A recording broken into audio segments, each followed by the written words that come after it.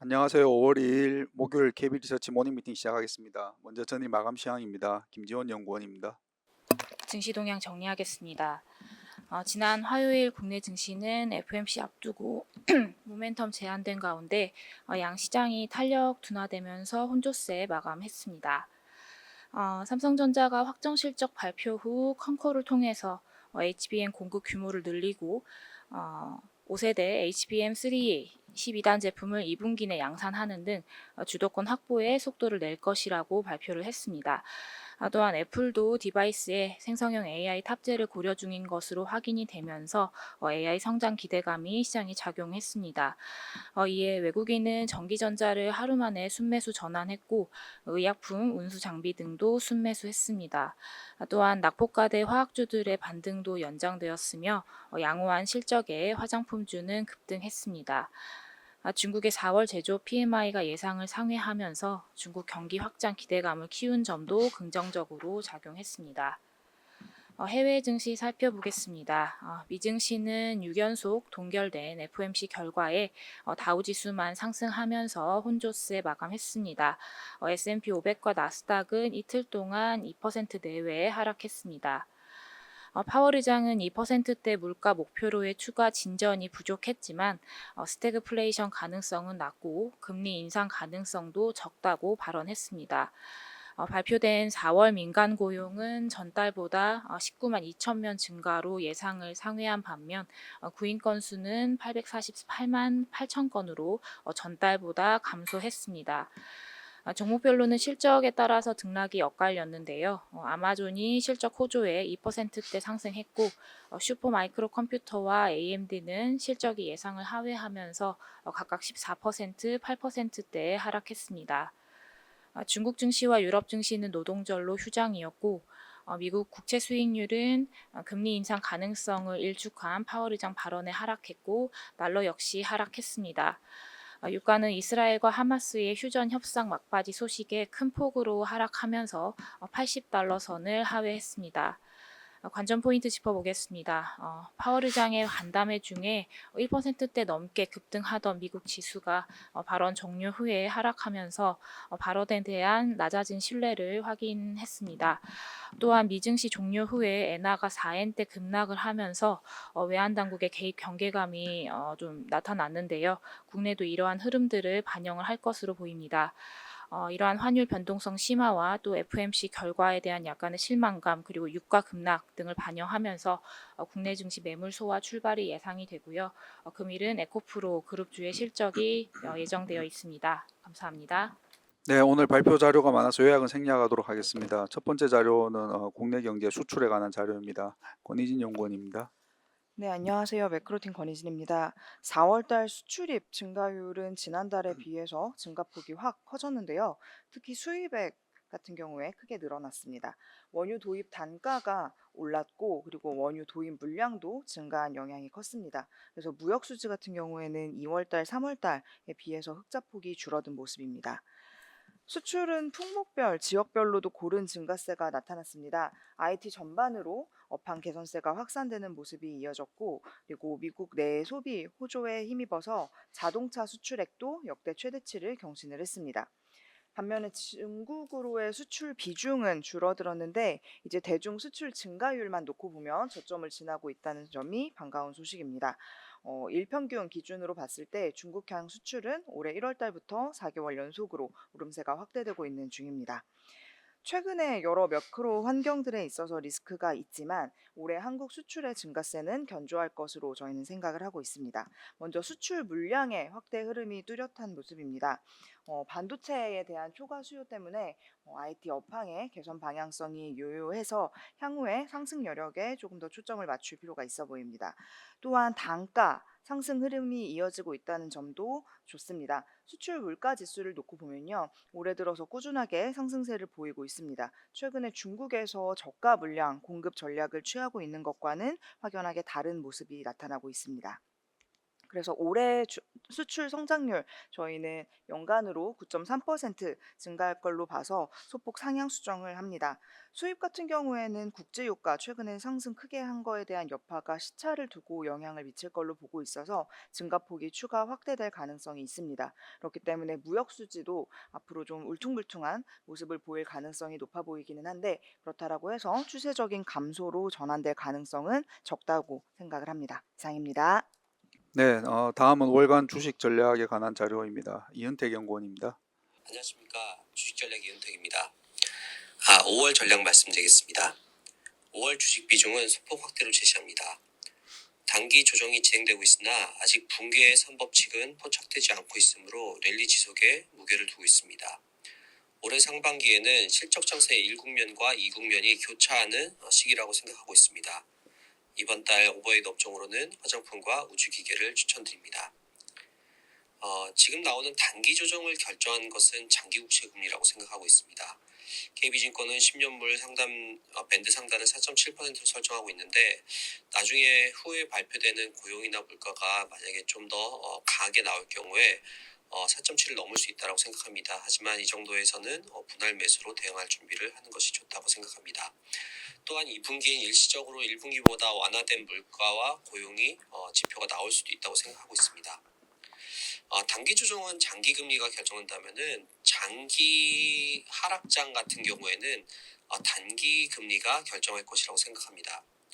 다만 이런 아직 붕괴의 3법칙, 즉 경기의 고점, 주가의 과열, 그리고 연준의 긴축 전환, 이 세 가지가 아직은 세 가지 중에 한 가지나 두 가지 정도가 확인되지 않고 있기 때문에 당분간은 3법칙이 모두 나올 경우는 없을 거라고 보고 있고 증시도 장기적으로는 랠리를 이어갈 수 있을 것이라고 생각하고 있습니다. 업종 섹터에서는 실적 장세 2국면에 주목했습니다.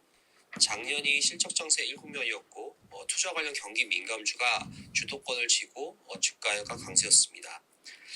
반면에 올해 하반기에는 2국면으로 넘어갈 것이라고 생각하고 올해 상반기는 바로 이런 1국면과 2국면이 혼재해서 나타난 시기, 다시 말해서 투자 관련 경기 민감주와 소비 관련 경기 민감주 그리고 R&D 관련주들이 혼재되어 있는 양상으로 보일 것이라고 생각합니다. 다만 하반기 2국면으로 가는 것들이 좀 더 명확해지면 소비 관련 경기 민감주 그리고 R&D 투자 관련주에 관심을 가질 것을 추천드립니다. 이상입니다. 네, 다음은 오늘 새벽에 있었던 5월 FMC에 관한 자료입니다. 임재균 연구원입니다. 안녕하십니까. 채권팀 임재균입니다. 전일 새벽에 있었던 FMC 결과 말씀드리도록 하겠습니다. 연준은 만장일치로 기준금리를 5.25에서 5.5%로 동결을 했습니다. 성명서에서 인플레이션을 2%로 향하는 추가적인 자신감이 부족하다라고 평가를 했습니다. 실질적으로 3월 FMC 연준이 세 차례 인하 전망을 했는데요. 인하폭이 축소될 수 있음을 언급했다고 보시면 될 것 같습니다. 다만 인하 가능성을 완전히 배제하지는 않았습니다. 파월은 여전히 물가는 둔화 경로에 있다라고 언급을 하면서 물가는 둔화될 수 있다라고 언급을 했습니다. 또한 추가 인상 가능성에 대해서는 일축을 했습니다. 현재 통화 정책은 제약적인가에 대한 질문에 대해서 충분히 제약적이다라고 평가를 하면서 그 증거로 전일에 발표된 구인 건수로 언급을 했습니다. 전일 발표된 3월 구인 건수는 848만 건으로 시장 예상치인 868만 건을 하회를 했습니다. 한편 연준은 QT 규모를 현행 950억 달러에서 650억 달러까지 축소하기로 했고요. 이는 6월부터 시작이 됩니다. 국채는 현재 600억 달러에서 250억 달러로 축소가 되고 MBS 같은 경우는 현재 350억 달러로 규모가 유지가 됐습니다. 5월 FMC에서 KB는 예상대로 완화적이었던 것으로 평가를 하고 있습니다. 금리 인하 전망이 상당히 후퇴한 가운데 내일 밤 발표되는 4월 비농업 부문 고용자 수가 견고한 모습을 보여도 시장 금리의 상승폭은 끄지 않을 것으로 예상을 하고 있고요. 반면에 연초의 고용도 견고한 모습을 보이면서 고용에 대한 시장의 눈높이가 높아진 가운데 시장 예상보다 부진할 경우 금리의 하락폭은 더 클 것으로 예상을 하고 있습니다. 미국채 금리 같은 경우에는 고점을 이미 봤다라고 저희 보고 있고 한국도 원화 상승 및 예상외로 견고한 민간 소비로 빠른 금리 인하는 불필요하지만은 선도 시장이라던가 스왑 시장의 1년 내 금리 인하 가능성 거의 반영하고 있지 않은 만큼 지금 채권 비중을 확대해도 된다라고 판단을 하고 있습니다. 이상입니다. 네, 다음은 월간 크레딧 시장에 관한 자료입니다. 정영주 연구원입니다. 크레딧 월간 자료 전달드리겠습니다. 연초 이후 유사한 대외 금융 환경이 이어지고 있습니다. 유가 달러 지수는 이미 높은 수준에서 상승 압력이 이어지고 있습니다. 요약해서 말씀드리면 24년 4월 말 한국신용평가에서 일부 저축은행에 대한 장기 신용등급 전망을 안정적에서 부정적으로 하향했습니다. 해당 등급 전망 변경이 다른 업권까지 확장될 가능성은 낮습니다. 대부분의 저축은행이 이미 디폴트 프리미엄을 높게 요구하는 싱글 A에서 트리플 B 구간에 위치하기 때문입니다. 2011년 저축은행 사태와 비교해도 현재 저축은행업의 수익성, 자산 건전성 지표도 양호합니다. 이번 저축은행 하향 전망은 수익성 악화가 확실시되는 만큼 모니터링 강화 목적이 강하게 나타나고 있습니다. 유사한 맥락에서 고금리 여파가 가장 큰 영향을 미치는 지점은 부동산 PF입니다. 상대적으로 조달금리가 높은 만큼 더 높은 위험을 추구하기 때문입니다. 부동산 PF 이슈에 대한 정책 대응은 PFCP 만기 연장, 충당금 설정을 중심으로 진행되고 있습니다. 부실우려가 큰 저축은행, 캐피탈 등이 부동산 PF 익스포저 특징을 살펴보면 중구순위 비중이 높은 곳에 스프레드 확대 압력이 연내 지속될 전망입니다. 이 경우에도 갑작스러운 스프레드 급등보다는 점진적인 스프레드 확대를 전망합니다. 다음 자료 이어서 말씀드리겠습니다. 5월 채권팀 월보입니다. 국내 채권 부분 말씀드리겠습니다. KB증권 2024년 연간 전망에서 연초까지 금리는 하락한 이후 금리 인하 기대감이 후퇴하면서 반등, 2분기 중 고점을 이룰 것으로 전망했습니다. 당시와 비교해 금리 레벨은 낮아졌지만 경로는 그대로 유지합니다. 연초 이후 발표된 미국의 고용과 물가 지표가 서프라이즈를 기록하며 연초 과도했던 금리 인하 기대감은 후퇴했습니다. 시장은 9월 한 차례 인하를 반영하고 있으며 연내 동결 혹은 인상 가능성도 일부 반영하고 있습니다. 다만 추가 인상을 주장했던 23년과 달리 올해 연준의 기본 시나리오는 인하인 만큼 연내 금리 인하 기대는 여전히 유효합니다. 한국도 여전히 물가 상승률 높은 가운데 원화 약세 그리고 서프라이즈를 보인 1분기 민간 소비 등으로 빠르게 금리를 인하할 명분은 없습니다. 다만 선도 및 수합 시장에는 1년 내 금리 인하 기대를 거의 반영하고 있지 않은 상황입니다. 5월까지 올해 국채 발행 예정액의 49.1%까지 발행되면서 추경을 고려해도 수급 부담은 크지 않습니다. 국내 크레딧 부분은 앞서 발표한 월간 자료로 대체하겠습니다. 이상입니다.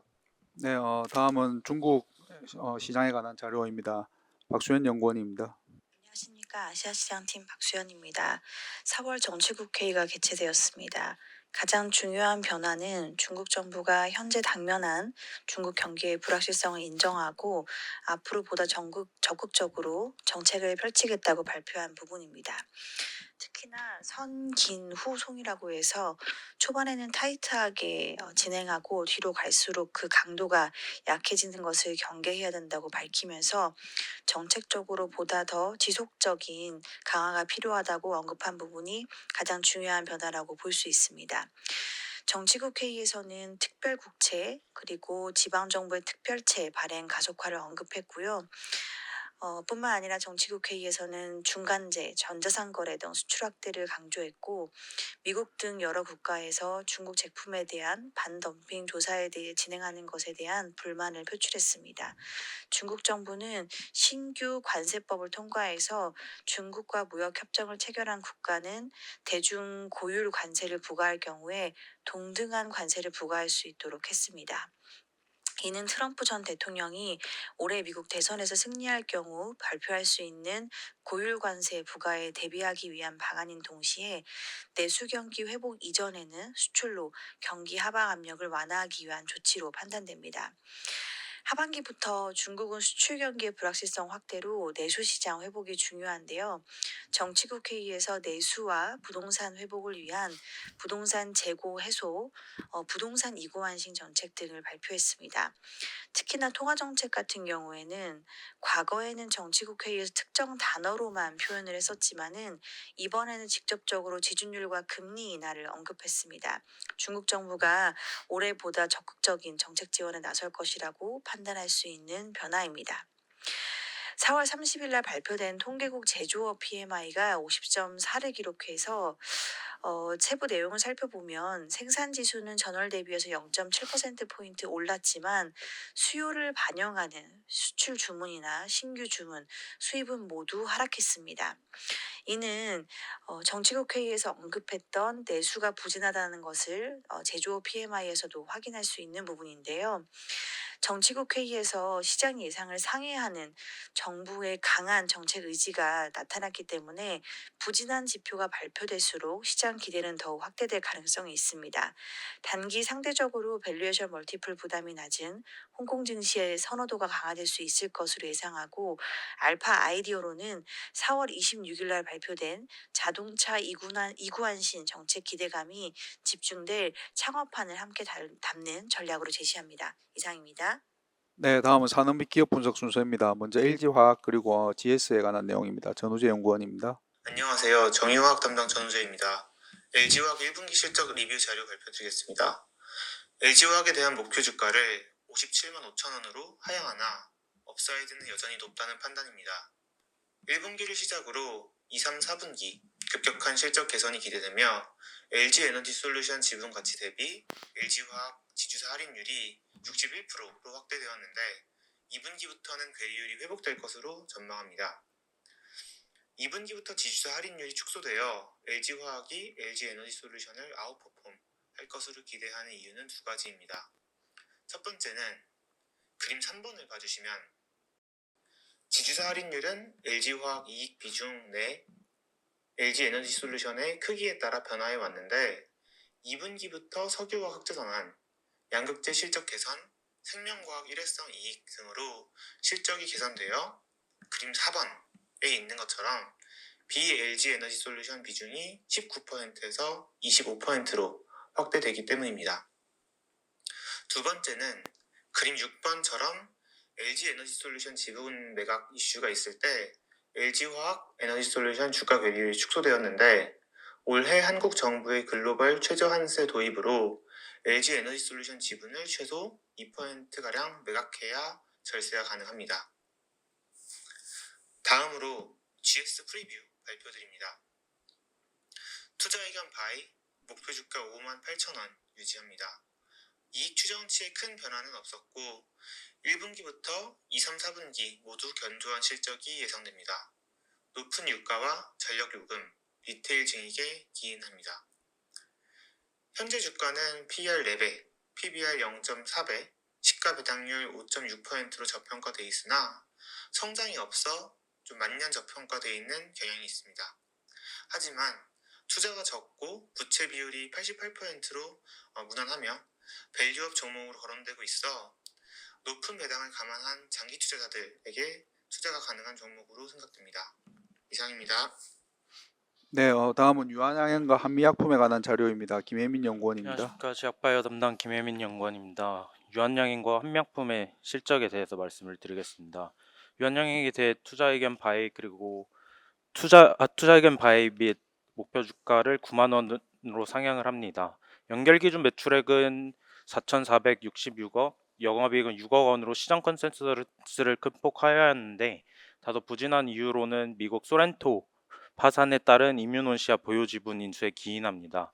조금 더 세부적으로 살펴보시면 유한양행 별도 기준으로는 R&D 비용이 100억 원가량 증가하였고 생활유통 사업 부분의 같은 경우는 신제품 기반 매출이 계속 성장하면서 수익성 높은 채널에 집중을 통한 매출 성장 및 영업이익을 개선을 하고 있습니다.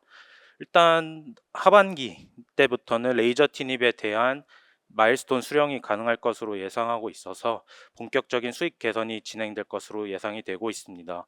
또한 허투, 포원비비 이중항체 등 전임상 데이터를 통해서 우선 약효가 확인되고 있어 R&D 모멘텀을 충분히 기대해 보실 수 있다는 판단입니다. 다음은 한미약품에 대해서 말씀을 드리도록 하겠습니다. 투자 의견 바이와 목표 주가 43만 원을 유지하고 KB증권 제약바이오 업종 탑픽 의견을 유지합니다. 1분기 실적 같은 경우는 걱정이 필요 없는 성장세를 보였습니다. 영업이익은 766억 원으로 전년 동기 대비 28%를 기록했고 시장 컨센서스를 17% 상회하는 실적이었습니다. 북경 한미의 호실적이 주요 성장을 유도하였고 이는 중국 폐렴 및 독감 유행에 따른 매출 성장에 기인할 수 있습니다. 또한 R&D 모멘텀에 대해서도 우려가 많으실 수 있지만 계약 해지나 반환권이 아니기에 과대 해석은 불필요하시다는 판단입니다. 또한 미국 6월 미국 당뇨학회에서 발표될 LA 트리아의 전임상 결과를 기대해 보실 수 있어서 충분히 모멘텀이 다재한 기업으로 봐주실 수가 있을 것 같습니다. 네, 다음은 삼성 ITM 반도체와 삼성 SDI에 관한 자료입니다. 이창민 연구원입니다. 네, ITNS 이창민입니다. 삼성 SDI 투자 의견 바이와 목표 주가 65만 원 유지하도록 하겠습니다. 저는 종가 기준 상승률 50% 수준이고요. 1분기 실적 컨센서스 상회했는데 AMPC가 깜짝 반영되었기 때문입니다. 467억 원이 반영되었고요. 미국 배터리 팩 공장에서 발생한 매출이 AMPC를 인정받았기 때문입니다. 향후에 매분기 연간 140억 원 수준 수령 가능할 것으로 보고 있고요.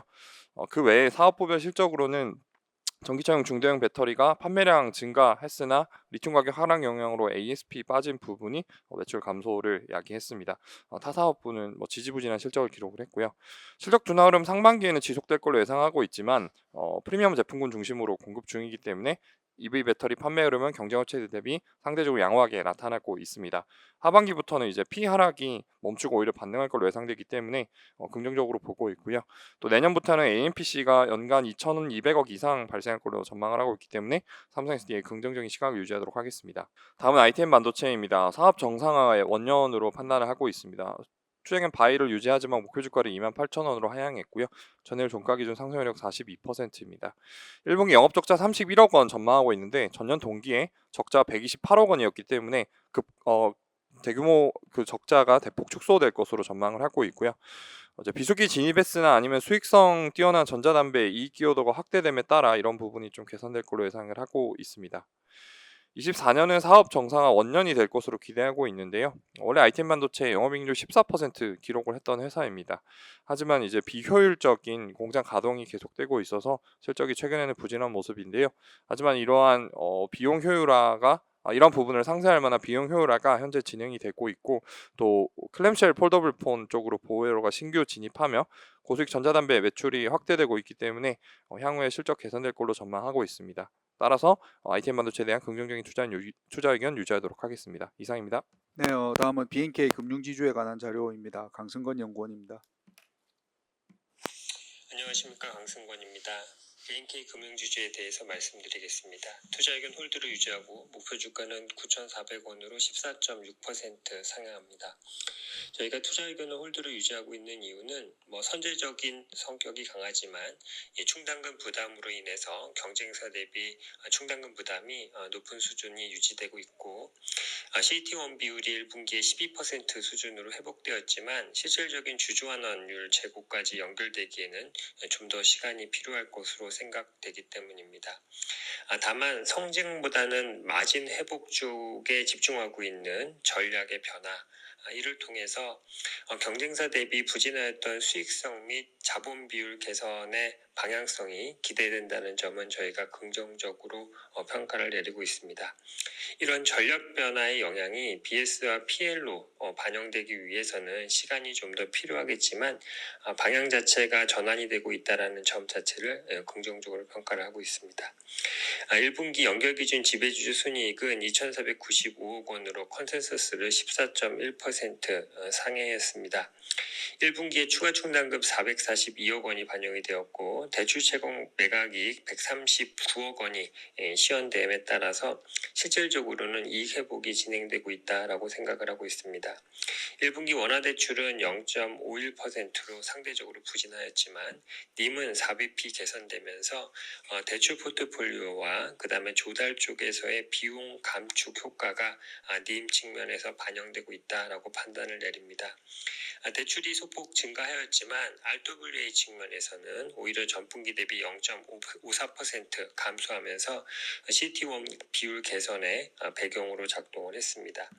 그룹 CCR은 58.4bp로 전년 동기 대비 11.9bp 상승하였습니다. 부동산 PF 관련돼 있는 충당금을 비롯해서 추가 충당금 442억 원을 반영하였기 때문입니다. 경쟁 금융지주와 유사한 상황이지만 연체율이 빠르게 상승하고 있다는 점은 부담 요인으로 판단을 내리고 있습니다. 이상입니다. 네, 다음은 하나 에어로스페이스에 관한 자료입니다. 정동익 연구원입니다. 안녕하세요. 조선기업종 담당 정동익입니다. 하나 에어로스페이스가 금요일에 1분기 실적을 발표를 했고요. 영업이익이 374억 원에 그쳤습니다. 컨센서스 대비해서 4분의 1 수준에 그쳐서 어닝 쇼크라고 봐야 될 수준인데요. 일단 지상 방산 부분이 가장 큰 문제였던 것으로 생각이 됩니다. 폴란드양 K9 자주포 납품이 1분기에 전혀 발생을 하지 않았고요. 뭐 이런 이유로 인해 가지고 지상 방산 부분의 실적이 영업이익률 2% 수준까지 떨어지면서 전체 실적에 부정적으로 작용을 했습니다. 향후에는 천모 2차 계약 폴란드향 계약이 예상이 최근에 있었는데요. 여기에 이어서 루마니아 K9 계약도 상반기 중에는 가능할 전망이어서 1분기 실적 부진에도 불구하고 수주 모멘텀은 지속될 것으로 생각이 됩니다. 이상입니다. 네, 다음은 호텔 신라와 FNF에 관한 자료입니다. 박신혜 연구원입니다. 호텔신라의 1분기 실적 리뷰제로 말씀드리겠습니다. 투자 의견 바이를 유지하지만 목표 주가는 7만 원으로 10% 하향 조정합니다. 향후 3년간의 영업이익 추정치를 10% 이상 모두 하향 조정했기 때문입니다. 여행객 트래픽 증가에 기반해서 매출이 본격적으로 회복되는 모습이 확인되어야 의미 있는 주가 반등이 가능할 전망입니다. 1분기 실적은 매출은 전년 동기 대비 30% 성장하고 영업이익은 65% 감소하는 흐름을 보였습니다. 해외 면세점과 호텔 부문의 손익이 시장 기대치를 하회하면서 영업이익은 컨센서스를 56% 큰 폭으로 하회했습니다. 먼저 시내 면세점 매출은 20% 성장했지만 영업이익은 47% 감소했는데요. 다만 전년 동기에 있었던 특허 수수료 환입 130억 원의 일회성 이익을 제거했을 때 영업이익은 전년 동기 대비 100% 이상 성장한 수준입니다. 국내와 해외 공항 면세점은 공항 이용객 수 증가에 힘입어서 매출이 57% 성장했지만 영업 적자 29억 원을 나타낸 것으로 추정됩니다. 국내 공항은 고정비가 증가하는 추세임에도 불구하고 흑자 기조를 이어갔지만 해외 공항은 임차료 부담 증가로 인해 전년 동기 대비 적자로 전환된 것으로 추정됩니다. 호텔 레저 부문의 매출은 5% 성장했지만 영업이익은 33% 감소했습니다.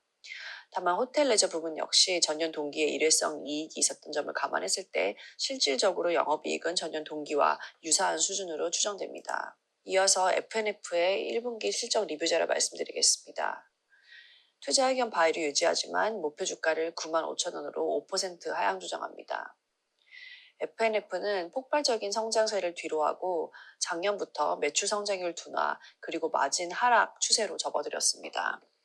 실적 모멘텀 공백기에 진입함에 따라서 주가는 계속해서 지루한 흐름을 이어갈 전망입니다. 그렇지만 밸류에이션 매력이 존재하는 점과 신규 브랜드들의 매출이 확대될 가능성이 존재하는 점, 그리고 테일러메이드 IPO 기대감 등을 감안했을 때 중장기 관점에서 투자 의견 바이를 유지합니다. 1분기 실적을 살펴보면 연결 매출은 전년 동기 대비 2% 성장했고 영업이익은 13% 감소했고요. 최근에 낮아진 컨센서스에 대체로 부합했습니다. 영업이익률이 전년 동기 대비 4.2%포인트가량 큰 폭으로 악화됐는데요. 내수 경기 부진에 따라 국내 백화점 매출이 크게 하락한 점이 가장 크게 부정적으로 작용을 했고 그 외에 수프라나 듀베티카와 같은 신규 브랜드에 대한 투자비도 증가했기 때문입니다. MLB 한국 매출의 경우에 순수 내수 매출은 19% 하락했고 면세 매출도 16% 하락했습니다. 백화점 채널의 부진과 보따리상의 매출 하락 때문으로 추정됩니다. 디스커버리 역시 소비 심리 위축에 따른 백화점과 대리점의 판매 부진으로 인해 매출이 4% 하락했습니다. 중국 법인은 전년 동기 대비 매출이 15% 성장했는데요. 다만 매장 수는 전분기 대비 4개 증가하는 데 그쳐 과거 대비 점포 출점 속도가 눈에 띄게 둔화됐습니다. 보다 자세한 내용은 리포트를 참고해 주시기 바랍니다. 네, 다음은 대우건설에 관한 자료입니다. 장문준 연구원입니다. 대우건설 실적 리뷰입니다. 투자 의견 바이 목표 주가 5,000원 제시하도록 하겠습니다. 1분기 실적은 매출액 2.5조 원, 영업이익 1,150억 원으로 시장 기대치를 하회했습니다. 주택건축 원가율 부진이 주요 실적 하회의 원인이고요. 올해 3만 세대 주택 입주 예정인데 준공전 도급 증액이 잘 되느냐가 향후 실적에 중요한 영향을 끼칠 것으로 보고 있습니다. 국내 주택 업황 부진이 주택 원가율 부진으로도 나타남과 동시에 현금 흐름에도 좀 문제를 주는 상황이라고 생각을 하고 있고요. 따라서 이 주택 건축 부분의 원가율 개선과 전반적인 현금 흐름 개선이 향후 주가의 중요한 포인트를 잡을 것으로 보고 있습니다. 이상입니다. 네, 다음은 한국 타이어 앤 테크놀로지에 관한 자료입니다. 강성진 연구원입니다. 안녕하세요. 자동차 타이어 담당 강성진입니다. 지난주 화요일에 발표된 한국 타이어 앤 테크놀로지의 1분기 실적에 대해 말씀드리겠습니다. 저희는 한국 타이어에 대한 목표 주가를 63,000원으로 28.6% 상향하고 투자 의견은 홀드를 유지합니다. 2024년 및 2025년 영업이익 전망치를 각각 기존 대비 15.6%, 18.5% 상향한 것이 목표 주가를 높인 이유입니다. 4월 30일 종가 기준 상승 여력은 6.6%입니다. 1분기 한국 타이어앤테크놀로지의 영업이익은 3,987억 원이 나와서 1년 전 대비해서 108.8% 급증했고요. 시장 컨센서스와 저희 전망치를 각각 16.9%, 14.3% 상회했습니다. 타이어 변동비가 1년 전 대비해서 14.3% 하락된 것으로 추정되지만 ASP는 오히려 3.7% 상승했기 때문에 영업이익이 전년 동기 대비 크게 증가했고요. 저희는 타이어 시장의 공급 부족, 그리고 고인치 타이어 등 제품 믹스의 개선이 타이어 수익성 개선의 배경으로 판단합니다. 한국 타이어앤테크놀로지의 실적이 계속 호조를 보이고 있지만 저희는 투자 의견 홀드를 유지합니다. 이유는 타이어 업황이 점진적으로 피크를 형성하게 될 것이라는 판단 때문인데요. 2021년 이후 타이어 업체들의 업황이 계속 긍정적이고 그러다 보니 글로벌 타이어 업체들의 생산 능력 확대를 위한 투자도 계속 이어지고 있기 때문입니다. 저희는 2024년 한국 타이어앤테크놀로지 영업이익을 1조 4,893억 원으로 기존 대비해서 15.6% 상향합니다. 환율 가정치 변경이 가장 큰 요인이라고 볼 수 있습니다. 자세한 내용은 리포트 참조 부탁드리겠습니다. 감사합니다. 네, 다음은 두산 퓨얼셀에 관한 자료입니다. 정혜정 연구원입니다. 네, 안녕하세요. 유틸리티 담당 정혜정입니다. 두산 퓨얼셀 1분기 실적 관련해서 코멘트 드리겠습니다. 두산 퓨얼셀에 대해 목표 주가를 27,000원으로 기존 대비 13% 하향 조정하지만 투자 의견은 바이를 유지합니다. 목표 주가를 하향 조정한 가장 큰 원인은 예상되었던 수소 발전 입찰 시장 낙찰분의 수주 반영이 지연되면서 매출 또한 좀 더 늦춰질 것으로 예상치를 변경했기 때문입니다. 다만 여전히 최근 종가 대비 상승률은 35%에 달해 투자 의견은 긍정적인 수준을 유지합니다. 두산 퓨얼셀의 1분기 잠정 매출액은 320억 원, 영업이익은 16억 원을 기록하면서 각각 전년 동기 대비 36%, 50% 감소했습니다. 영업이익 축소된 가장 큰 원인은 그간 부진했던 신규 수주의 영향으로 매출액이 감소했던 것이 가장 큰 원인이었는데요. 통상적으로 발전용 연료전지가 매출로 연결되기까지는 6개월에서 12개월 정도가 걸리는데 지난해 상반기에 수주 공백이 발생함에 따라서 이번 분기 연료전지 기기 인도에 따른 매출액은 거의 발생하지 않았던 것으로 보입니다. 하지만 두산 퓨얼셀에 대한 전망은 2024년에 대한 전망은 긍정적으로 보고 있는데요. 우선 올해 중에 지난해 말에 이제 일반 수소 입찰 시장에 낙찰받았던 물량 중 49메가와트 규모는 올해 상반기 중 계약이 체결될 것으로 보이는 데 더해서 올해는 기존에 진행 중이던 RPS 제도 하의 잔여 물량 그리고 일반 수소 발전 입찰 시장 그리고 올해부터 새로 도입되는 청정 수소 발전 입찰 시장에서의 추가 물량 수주가 가능할 것으로 보고 있기 때문입니다. 자세한 내용은 리포트 참조 부탁드립니다. 감사합니다. 네, 다음은 세트랙 아이에 관한 자료입니다. 한유건 연구원입니다. 네, 세트랙 아이 말씀드리겠습니다. 30일 수주가 나와서 이제 코멘트 드리겠습니다. 창사 이래 이제 역대 최대 수주를 규모를 달성을 했고요. 수주 금액은 1,000억, 전년도 매출 대비해서는 한 80% 수준입니다. 이번 수주 계약을 고려를 하면은 약 7기에서 8기 정도의 군지 위성으로 이제 예상이 되고 있습니다. 그리고 이제 사업 진행률에 따라서 이번 신규 수주건으로 인해서 올해 인식분은 약 한 400억 정도에 이를 것으로 이제 전망을 하고 있고요. 그리고 29일에는 실적도 같이 발표가 됐습니다. 1분기 실적은 매출액 320억, 영업 손실 35억 원을 기록을 했습니다. 작년에 경정 청구 환급에 따른 세무 수수료 비용 30억 원 일회성 비용이 이제 1분기에 반영이 되면서 적자를 기록을 했고 1분기는 별도 부분에 있어서는 소폭 흑자로 이제 추산이 되고 있습니다. 이번 경정 청구로 인해서 약 230억 원의 세금을 10년간 환급받을 예정이라서 안정적인 법인세율을 통해서 수익성 부분에 개선 효과로 작용할 전망입니다. 지금 현재 수주 잔고는 약 4,500억, 올해 현 수주 잔고 고려하면은 올해 실제 매출 인식은 2천억 원을 넘어설 것으로 예상을 하고 있고요. 수주 베이스 산업 특성을 고려를 하면은 신규 추가 수주에 따라서 매출과 이익의 성장 기울기는 플러스 알파로 작용할 것으로 보입니다. 자세한 내용은 보고서 참조 부탁드리겠습니다. 네, 오늘 마지막 자료 해외 기업 알파벳에 관한 자료 내용입니다. 김세한 연구원입니다. 안녕하세요. 미우주식 종목 담당 김세환입니다. 알파벳의 분기 실적이 시장 예상 상회하면서 주가는 한 10% 정도 급등을 했는데요. 참고로 알파벳은 저희가 모델 포트폴리오 전략 자료를 통해서 탑픽으로 제시해드리고 있는 종목이기도 합니다. 유튜브와 구글 클라우드의 수익이 호조를 보였습니다. 이게 가장 큰 실적 상승의 원인이고 배당금을 처음으로 지급하겠다고 또 얘기를 했습니다. 또 자사주 매입은 700억 달러 정도 수준이라서 지금 현재 알파벳의 12개월 선행 ROE가 27%로 이미 시장보다 높지만 이 지지 효과는 여전히 강하게 나타날 것을 저희는 기대를 하고 있습니다.